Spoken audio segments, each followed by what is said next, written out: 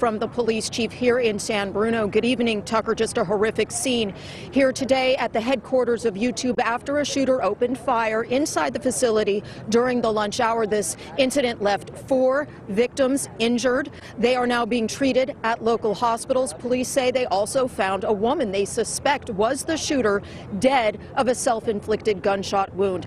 Officers just announcing that they have completed their intensive search of this massive facility and don't think there are any other suspects or victims. Police say they have recovered a handgun. Now, it's possible this may have been the result of a domestic dispute. Police have not yet confirmed that, but witnesses say they saw a woman take aim at a man who may have been her boyfriend before turning the gun on herself. Now, the names of the suspected shooter and the victims have not yet been released. We understand one man is in critical condition, but it is unclear whether he was the intended target. Tucker, this investigation is just now getting underway, but obviously a very tragic and a very scary day here in San Bruno at YouTube headquarters. Back to you. Horrifying. Claudia, thank you. Female shooters do exist, but they are much rarer than male shooters. What do we know about the profile of the suspect in this case, who apparently has died? Chad Jenkins is a former FBI special agent, and he joins us tonight. Chad, how often have you seen something like this in the course of your career? Well, Tucker, it's an anomaly. I mean, typically when you see especially a single active shooter, the overwhelming statistic is that it will be a male. So we did have this San Bernardino terrorist attack. However, that was a husband-wife team. So typically you don't see a female in an active shooter role. So the suggestion at this hour, and these things are dynamic, and we may know something very different soon, but that this was what police are describing as a domestic incident. What exactly does that mean? Well, it means most likely workplace violence or some type of a relationship gone awry in which she decided to attack at the workplace. But really, for the viewers at home, we need to really hone in that this can happen anywhere, and we as American citizens need to be prepared for this type of atrocious act to happen and have a mental plan set forth. That's the day in which we live. We cannot rely upon law enforcement or security personnel for our safety, unfortunately. Well, that's certainly the lesson of recent shootings, for sure. This took place at YouTube, part of Google, one of the biggest companies in the world. How hard would it be to get a firearm into a building like that?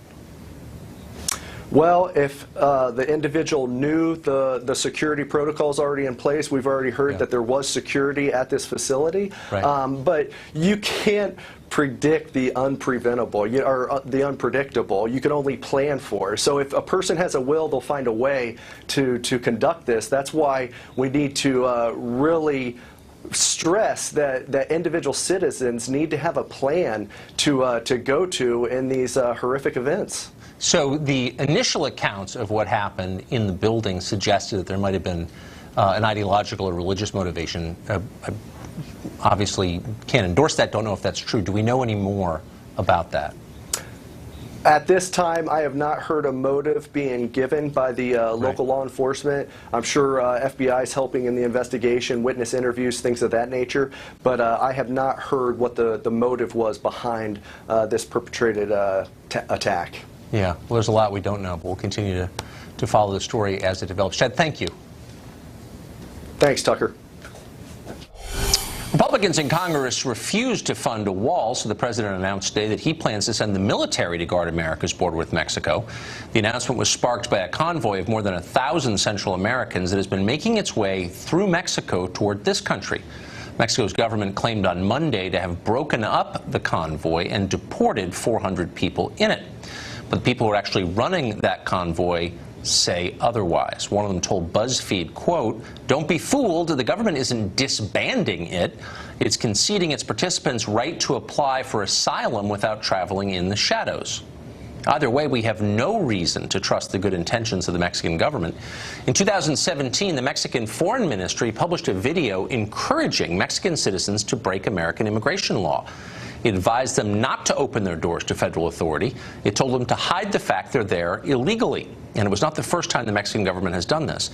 In 2004, the government printed and distributed more than 1.5 million pamphlets telling Mexicans how to enter this country illegally and live here without being detained. It even had tips on what clothes to wear while crossing a river, presumably the Rio Grande. Recently, Mexico filed an amicus brief protesting Texas's anti-sanctuary city bill. The Mexican foreign minister has called for illegal aliens in this country to receive legal status and has denounced the border wall as, quote, a hostile act. Hostile? Mexico is the hostile power here. Just today, former Mexican President Vicente Fox tweeted that Donald Trump is, quote, enemy number one of Mexico. He then retweeted someone else who suggested that if a dispute does happen, Trump will, quote, probably give back the state of California. The implication, of course, is that Mexico really owns California.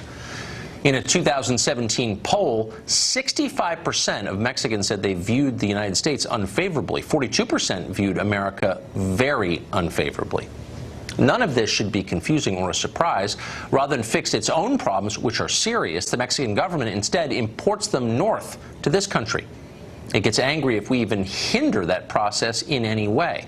Mexico is, in fact, using the United States as an outlet for its poor. It's using our government as its welfare system. Democratic Senator Dianne Feinstein said that out loud back in 1993. She wouldn't say it today, but it's still true. Mexicans in this country sent home more than $26 billion in the first 11 months of 2017, the highest amount ever. Remittances are one of that country's biggest sources of foreign cash, bigger even than oil exports, and that's saying a lot. The Mexican government is a corrupt kleptocracy whose economy is based on oil, drugs, and remittances sent from its functional northern neighbor. That would be us.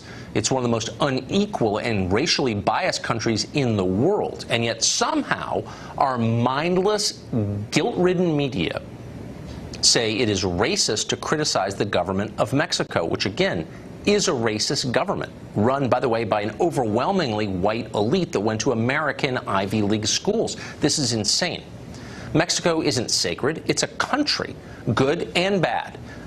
But for the purposes of this conversation, it is a hostile foreign power whose interests are very different from ours, and we should treat it as such because it is.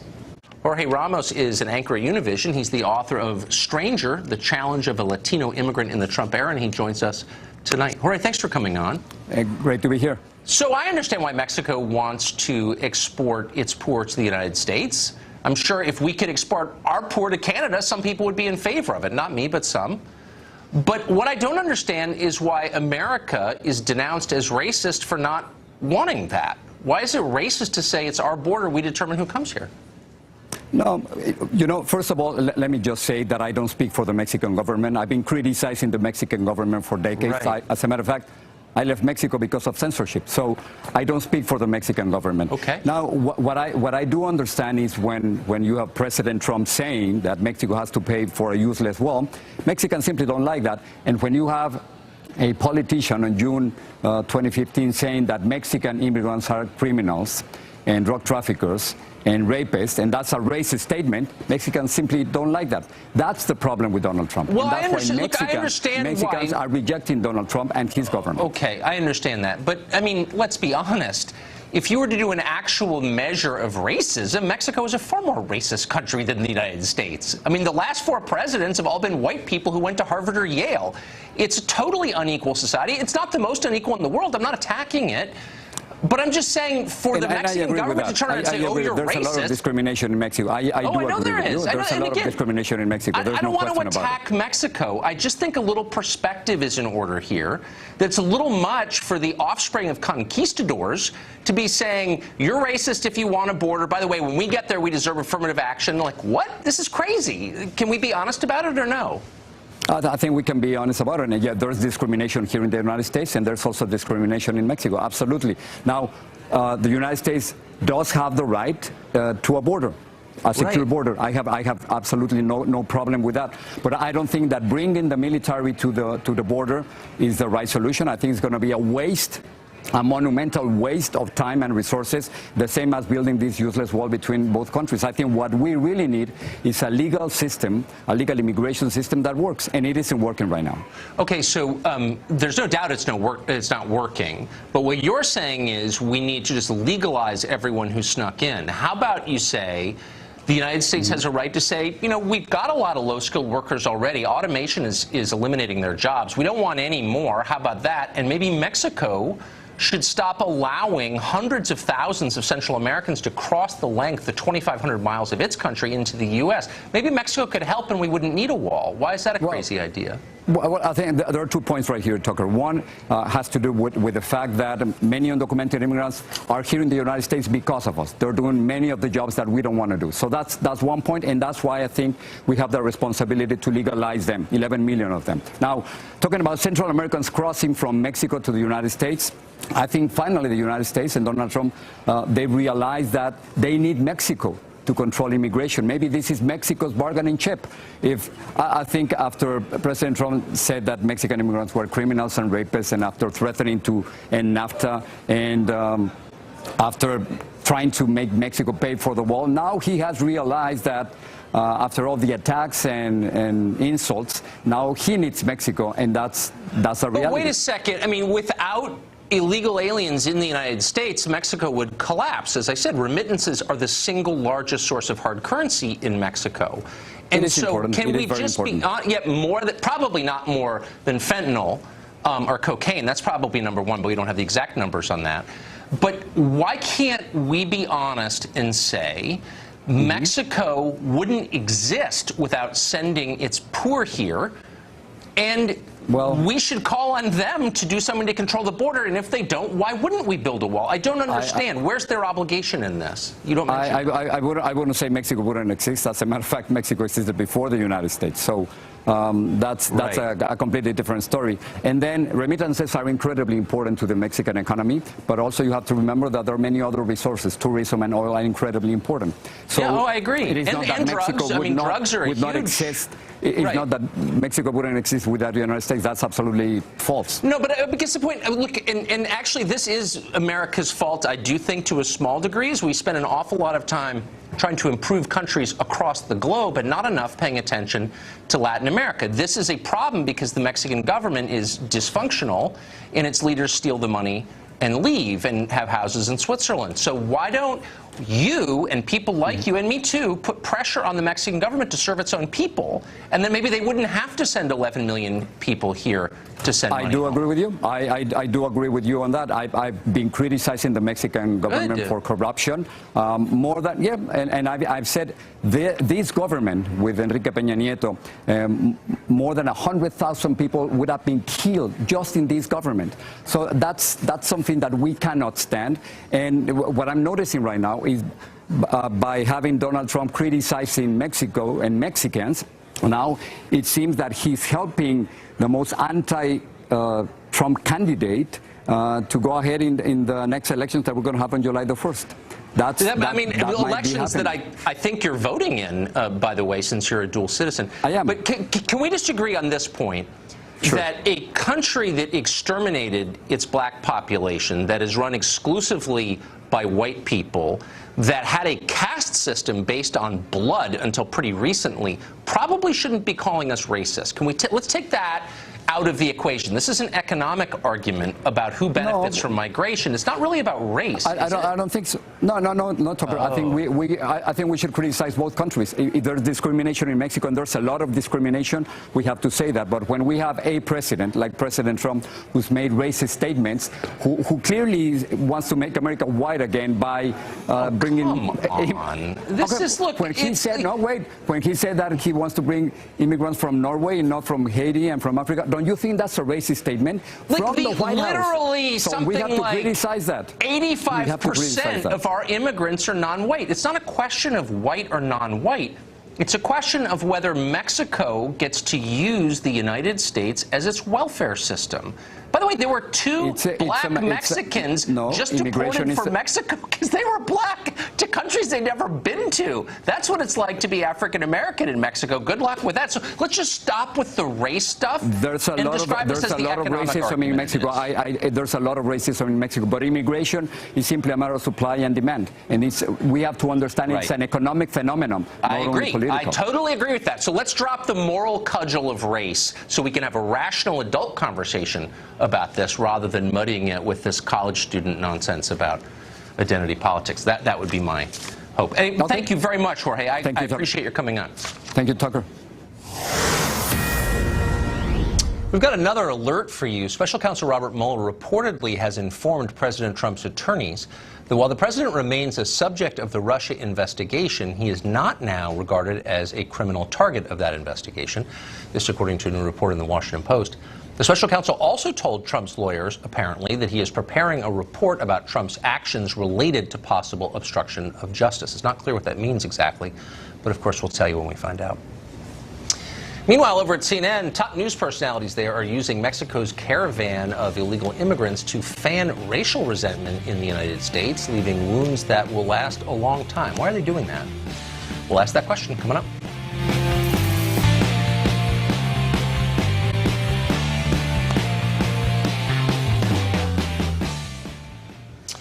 Well, as you heard in our last conversation, the conflict over the caravan pushing north from Mexico to the United States is really about economic supply and demand. And yet over on CNN, this is being framed as a narrative of racial conflict. Last night, Aaron Burnett said this.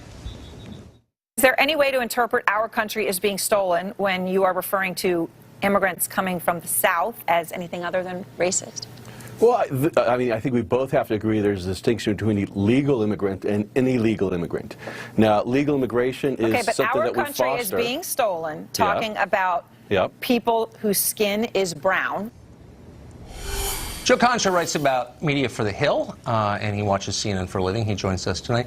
Joe, watching Aaron Burnett, who I think of as sort of reasonable, actually, not one of the crazier people on CNN, read that question off a card. I don't know the answer, but it suggests these are being written for her to fit a storyline that they are pushing that is very far from reality.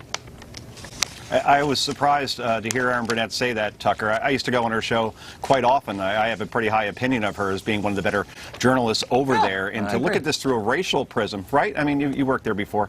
But the fact that the argument isn't being presented that this could possibly be, you know, and I know this is really far out there, maybe a homeland security issue or one pertaining to rule of law in this situation. And it seems like we always seem to go to the president's motives too much, or we try to guess them, and it usually skews towards something sinister like race. And you know, what can you say? There's another side to this story as well that's rarely presented in terms of the bias of omission that we don't hear about very often, and that is, and I think maybe you've brought it up once or twice, but it certainly isn't a traditional media narrative, and that is, what if I'm an American citizen and I want to go into another country illegally, like Mexico? And the reason why I'd bring up that narrative if I work in journalism is because oftentimes President Trump's immigration policy is deemed as cruel, is deemed as not opening our arms to the rest of the world. But what does the rest of the world do if I want to go there illegally? So I looked up Mexico as an example. It's a felony if you enter their country illegally and are caught. You get 2 years in prison up to. Immigrants who are deported and then come back, in other words, if I go in, I get deported and I go back in, that means 10 years in prison to me, maximum. And if I violate my visa, that could be a 6-year prison term. That sounds pretty tough, and we don't hear that narrative enough when explaining the context of world immigration as an example. We just focus on Trump and deem it to be cruel. Yeah, I mean, not everything is about Trump. I mean, whatever you think of Trump, I mean, this is a question of borders, of sovereignty, once again, of economics. But it wasn't just Aaron Burnett. I didn't mean to single her out. Chris Cillizza, formerly at the Washington Post, went off about the idea of the approaching caravan of migrants being scary. Watch this. I think he's presenting this group of people in sort of a Mad Max Beyond Thunderdome way. You know, they're riding these Jeeps and they're coming to pillage. You know, they've got maces and they're coming to get us. That mental image works. I mean, again, that's another person I sort of like over at CNN, but let's be honest, the people commenting on this live in neighborhoods whose demographic mix hasn't changed from 1960. They don't bear any of the burden of the mass demographic changes that have taken place, and so to deride anyone who's concerned about it as a nutcase seems a little much. Yeah, and Chris was with the Washington Post. Now he's solely at CNN as their editor-at-large, and he's there to give colorful opinions. I'm not really going to knock him too much because that's what he's paid to do, to be provocative, and we're talking about him, so yay. But I saw another example recently, and it was Jim Sciutto. Well, let me stop you right there, because I actually have tape of that, and let me say that Sciutto. Wow, you got a lot of tape. Well, I mean, there's something about this that gets me, because look, I've spent a lot of years of my life going on shows and sort of giving my opinion. You can dismiss him if you want. But if you're a network reporter who is in fact also a former Obama political appointee who's got a transparent agenda, it's dishonest. So here's Jim Sciutto as one example. Watch this. When you read these tweets and the language that the president uses about immigrants, I mean, demonizing immigrants, I mean, I would say dog whistle, but there's really no dog whistle here because it's like a bullhorn. Shouldn't it be in the chyron former Obama political appointee when he talks like that? Yeah, I don't know what the statute of limitations are on those things. You know, for instance, Fox News has Karl Rove, but again, Karl is. Yeah, but he's not covering the White House. I mean, right. No, I get it. I have a point, believe me. Karl Rove is here to give political opinions, right? Jim Sciutto there was sitting in an anchor chair. And it's not like Jim was like a Perino or a Fleischer who were press secretaries, right? Or even Carney, Gibbs, Ernest. They've all gone on to network jobs. But he actually was the chief of staff to the ambassador to China. So that's a pretty big deal. And now for him to be anchoring, I don't mind hiring him, but I don't think he could be there giving, obviously, opinions on things while in an anchor chair as a former Obama administration person, because people at home don't know probably that he was in the Obama administration, because, he isn't introduced that way. There is no chyron, and therefore people will think, oh, it's a good-looking anchor who's telling me that the president is not using a dog whistle but a bullhorn when it comes to racial overtones around immigration. And that's why people get confused and don't know fake news from real news and opinion from news, and the whole line's been obliterated, and everybody's just left scratching their head saying, where do I find the truth? That's exactly it. I'm not afraid of other people's opinions. Obviously, we have them on constantly. I don't like deception, and that's what they're doing. Joe, thank you. Pleasure as always. Thank you. We got more on this Mexico story because it is meaningful, unlike a lot of stories. Brit Hume is up next to react to it. And then Kathy Aru, our progressive Sherpa, has a surprise for you. She's going to translate some things for us. We'll be right back.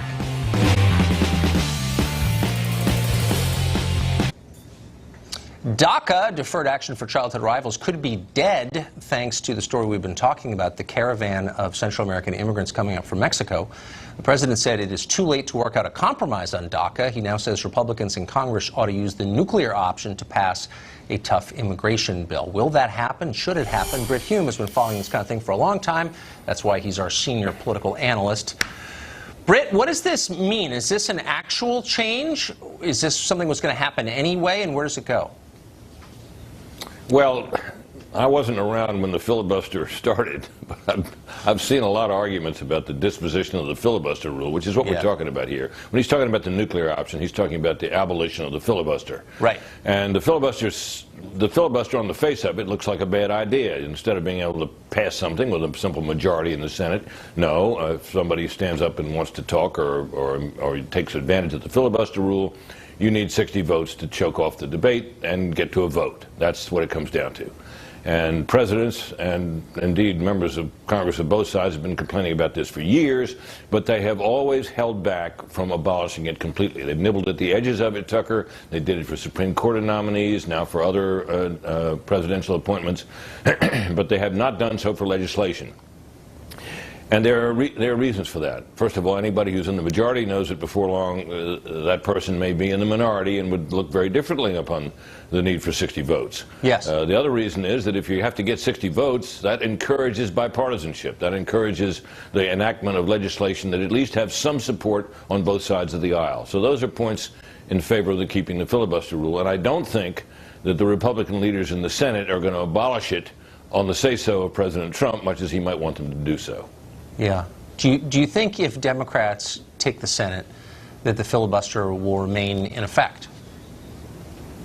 Well, it has so far, and I think that Republicans and if they do take control of the Senate, of course, the president can block whatever they do with a veto, right? And that requires a supermajority to overcome.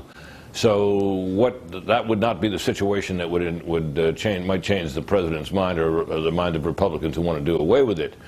But people like Mitch McConnell, when they were in the minority, made very effective use of the filibuster rule in order to block legislation that they didn't want. And remember that the only time that President Obama was able to do much was the first couple of years when for a period of time he had a a filibuster-proof majority. And that was how Obamacare got passed.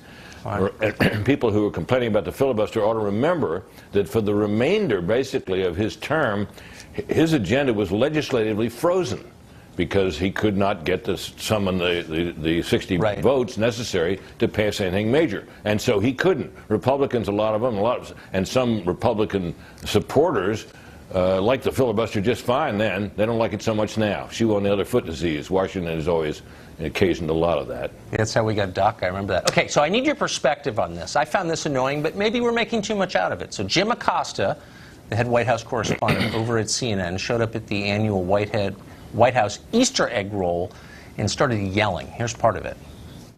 President, what about the DACA case? Are they worried about what's going to happen? Didn't you kill DACA, sir? Didn't you kill DACA? It's the second shot. So, I mean, give me some perspective on that. Is that, if you were supervising reporters, and you were bureau chief here for a long time in Washington, and one of them went to the White House Easter egg roll and started yelling, would you say good assertive journalism, crossing some line? How would you respond? Well, let me take you back to my days as a White House correspondent. Yelling questions at presidents at events where the questions and the mere questioning might seem inappropriate is a very old tradition at the White House. It's been going on for a long time. Presidents come out, they have a little photo op with somebody, and they get shouted questions. Most presidents anticipate them, some don't. None of them has ever really liked it, but nobody's ever been able to do anything about it. And in this particular instance, Acosta's question got an answer. So if the president is willing to answer the question, it's pretty hard to argue that it shouldn't have been asked. If I have objections to Jim Acosta, and I don't follow his work terribly closely, but I've seen some of the things he said in the course of his normal reporting. Mind you now, Tucker, he is a beat reporter. He's a street reporter. He's not a commentator. He's not an editorialist. He's not even an analyst like myself. And he seems perfectly free to advance his opinions about President Trump in his news coverage. If I were a bureau chief, I might find that quite objectionable. It was almost exactly 5 years ago that a White House correspondent who I supervised, who worked for me, yelled out a question at President Obama and was rude about it, honestly, but was attacked, no ruder than Jim Acosta just was, but was attacked as a bigot for doing that, almost universally in the press. The standards have changed, or am I just imagining that?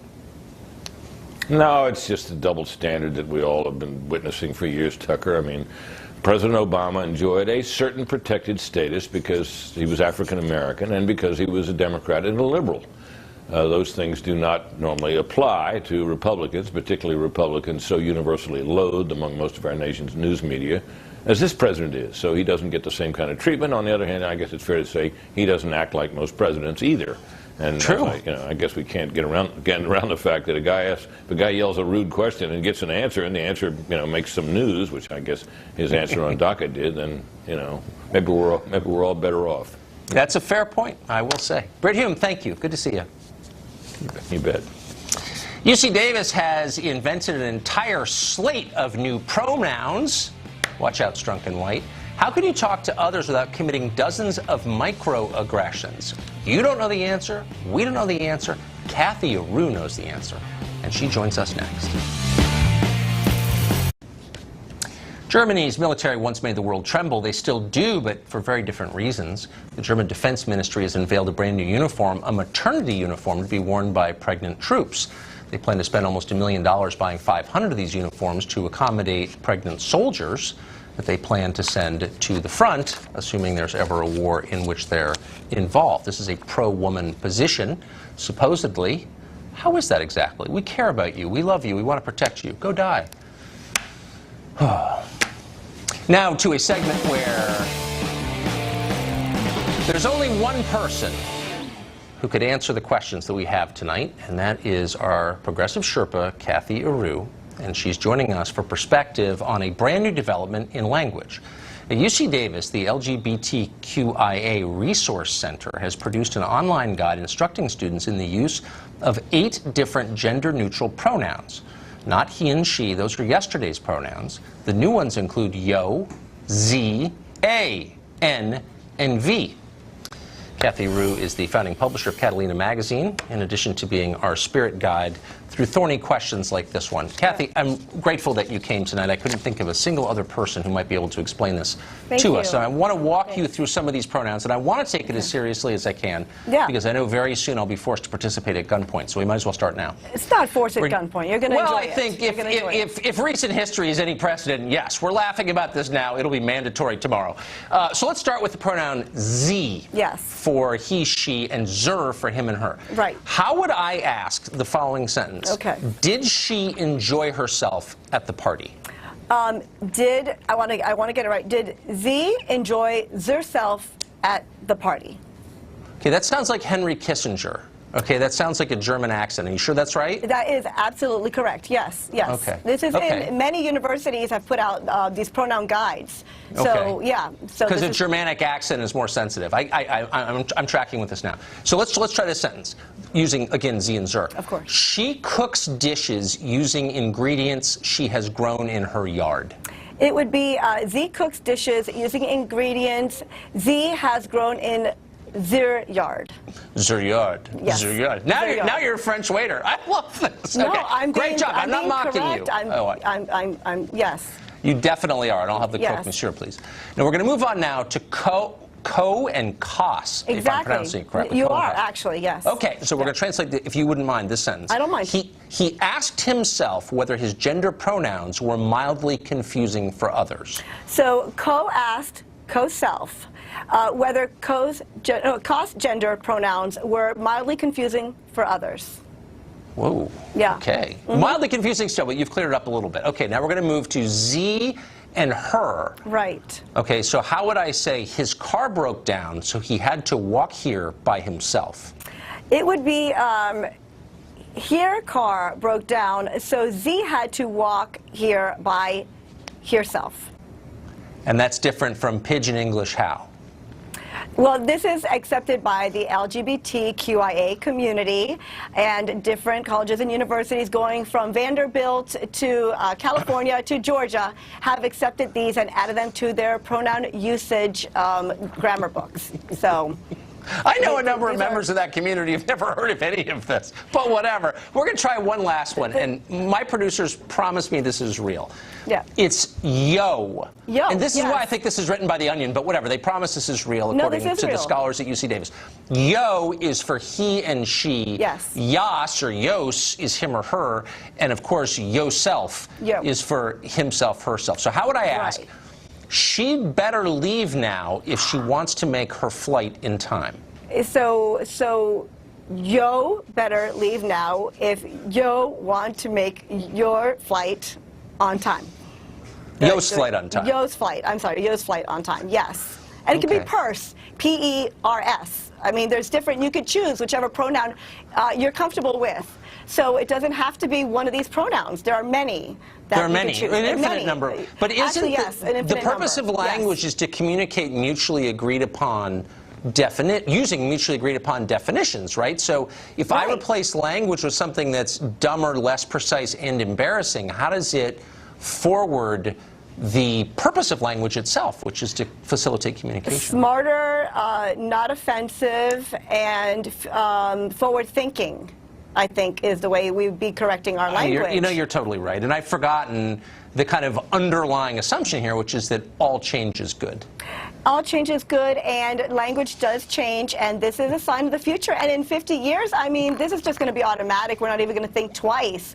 So the transgender community has embraced this. I think it's a question of not grammar. First of all, there's no easy. community. I mean, what does that even mean? By the way, can I just say, because I can't resist, if I ever wake up one morning and find that I have been drafted involuntarily into some community, I'm gonna resist, because I'm not, the only community I'm a part of is my family, and I don't want to be in a community. I mean, does anybody ever say, you know what, I'm not part of your community?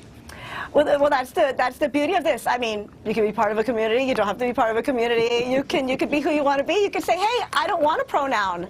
No pronoun for me, please. And no, you can't. Yes, you can do that. Everything is mandatory. All change is good. Everything is mandatory. Those are the two rules we all live by now. Kathy Rue, thank you. Thank you. You are quite a Sherpa. I appreciate it. Thank you very much. Well, a statue of former President William McKinley, himself, by the way, a victim of gun violence, is being torn down in California in the name of sensitivity to American Indians. We asked last night, are there actually Native Americans who object to the statue? And we found one, and she joins us next. Stay tuned.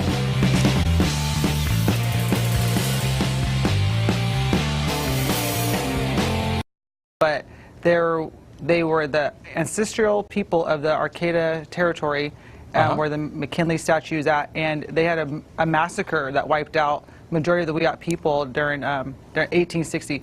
So I mean, and then McKinley also, although he was never there in Humboldt County, his actions that he did while as president severely affected the Native Americans throughout the United States. So in the 1860s, McKinley, of course, was fighting slavery as a member of the Union Army for 3.5 years. That's, I think we both agree, a virtuous thing. He was president for a term in a very short period. What did he do specifically to hurt the Wiyot tribe? So that's the thing. He doesn't have any significance to the Wiyot people, but where the statue is at is the issue. The statue where he is located at in the Arcata Plaza was used as an auctioning block for Native Americans, especially for Native American youth or Wiyot youth. And yeah, it was more like a human trafficking era. Well, that's awful. I mean, I'm not for that, but that didn't happen, obviously, during the time that he was president, because there was no slavery, of course, by his presidency, partly because of the actions that he took as a Union soldier. And so you can see that he had nothing to do with any of that. So why go to the time and expense to take his statue down? I'm confused. I'm sure there are people whose statues might be offensive, but why him? But where the statue's at represents the human trafficking area of the Wiyot youth of that time, and where his statue's at represents that. And so, and also after his presidency, the slavery went on after his presidency. It's just it represents a bad time for the Wiyot people, regardless. And I think it's time for his removal of his statue to put up something that represents the Wiyot people, since that is their ancestral land, and that's where they come from. So just having anything that, I mean, this is so mindless, it's hard to track. I want to take this seriously. I mean, your name, for example, is Madison. Madison owned slaves. Should you change your name? Well, you should ask my parents about my name. Well, I don't know. You can change it if you... I mean, look, I like your name. I'm not attacking your name in any way. I'm merely saying that there are certain historical figures whose presence would be offensive. I get it. I'm not discounting the idea of it, but I've asked you to explain and given you time on TV to explain what specifically about this guy warrants tearing down his statue on behalf of a people, half of whom live below the poverty line. There are a lot of problems you could be dealing with. This doesn't seem directly related to any of them. It seems like a massive waste of time when you could be improving the lives of the Wiyot community, but you're not. Why? This is going to, I mean, this is going to represent a healing process with the removal of the McKinley statue. Okay. So do you think that people will live longer, happier lives? That, I don't know, the 17% of the Wiyots who are unemployed will get jobs?